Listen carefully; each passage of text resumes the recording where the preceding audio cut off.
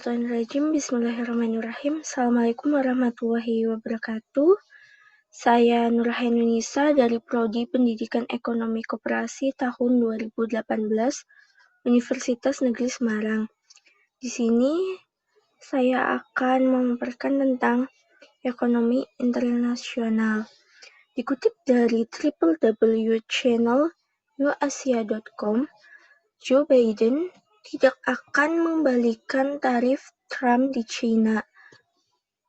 Joe Biden tidak akan segera membatalkan perjanjian perdagangan fase 1 yang dibuat oleh presiden sebelumnya, Donald Trump, dengan China dalam mengambil langkah-langkah untuk menghapus tarif atas ekspor di China. Dalam sebuah wawancara dengan Times kolumnis Thomas Friedman memberikan petunjuk tentang bagaimana pemerintahan baru akan melanjutkan kebijakan luar negeri.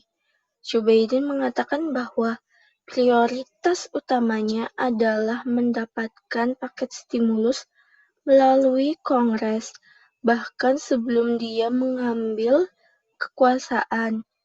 Minggu ini, Reuters melaporkan bahwa Trump mengincar lebih banyak langkah untuk menempatkan Biden ke posisi garis keras di Beijing, didukung oleh sentimen anti-Cina di Kongres yang sering membuat pasar keuangan ketakutan dalam 4 tahun terakhir.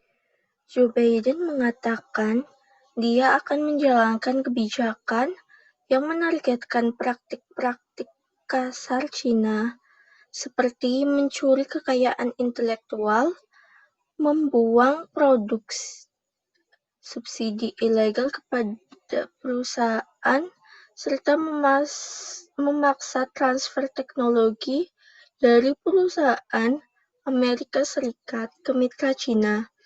Dengan demikian, perlu adanya pengembangan konsensus bipartisan di dalam negeri dan memfokuskan upaya pemerintah pada investasi dalam penelitian serta pengembangan infrastruktur dan pendidikan yang akan memungkinkan perusahaan untuk bersaing lebih baik dengan pesaing Cina. Mereka akan memastikan berjuang mati-matian dengan berinvestasi di negara Amerika terlebih dahulu. Di bawah perjanjian fase 1 yang ditandatangani tahun ini, China setuju untuk meningkatkan pembelian produk dan layanan Amerika setidaknya 200 miliar US dollar selama tahun 2020 dan 2021. Kesepakatan itu juga memberlakukan tarif 25% pada serangkaian barang dan komponen industri di China senilai 250 miliar US dollar yang digunakan oleh Amerika Serikat, dan pungutan balasan China yaitu 100 miliar US dollar dari barang Amerika Serikat. Mengenai Iran, Joe Biden berpegang pada pandangan bahwa pemerintahannya akan mencabut sanksi jika Tehran kembali pada kepatuhan ketat dan kesepakatan nuklir. Bulan lalu, Menteri Luar Negeri Iran mengatakan negaranya akan sepenuhnya melaksanakan kesepakatan tersebut jika Joe Biden mencabut sanksi dengan pemerintah tiga eksekutif. Dalam konsultasi dengan sekutunya, mereka akan terlibat dalam negosiasi dan perjanjian lanjutan untuk memperketat dan memperpanjang kendala yang ada. Joe Biden diharapkan mampu mengambil sikap tegas terhadap China, mengingat konsensus nasional bipartisan bahwa China telah menjadi musuh Amerika Serikat. Dinamika persaingan antar kedua ini berakar pada kekhawatiran atas sengketa maritim, hak asasi manusia, ideologi politik, praktik perdagangan.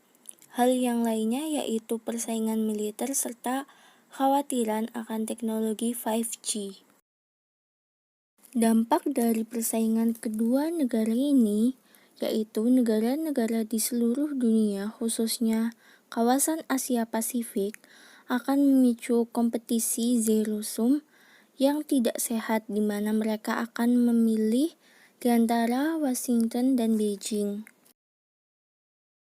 Tindakan untuk mengatasi masalah tersebut yaitu upaya untuk mendorong kemitraan dengan Beijing, membangun rasa saling menghormati, dan melanjutkan komunikasi tingkat tinggi antara kedua negara dan para pimpinan mereka.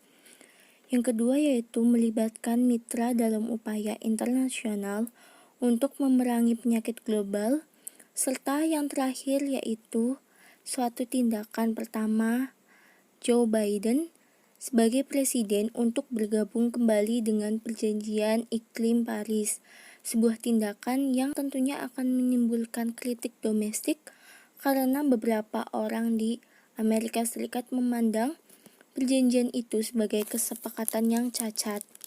Diharapkan di era persaingan yang semakin ketat, asumsi kekuasaan Joe Biden pada Januari 2021 membawa potensi membuka lembaran baru dalam hubungan Amerika Serikat dengan China dan membangun pemahaman bersama tentang kepentingan inti yang menstabilkan hubungan. Upaya ini akan sangat membantu dalam membangun kembali rasa hormat antara kedua negara dan meletakkan dasar bagi masa depan kolektif yang positif dan damai untuk Asia Pasifik. Sekian dari saya, terima kasih. Kurang lebihnya mohon maaf. Wabillahi taufiq wal hidayah. Wassalamualaikum warahmatullahi wabarakatuh.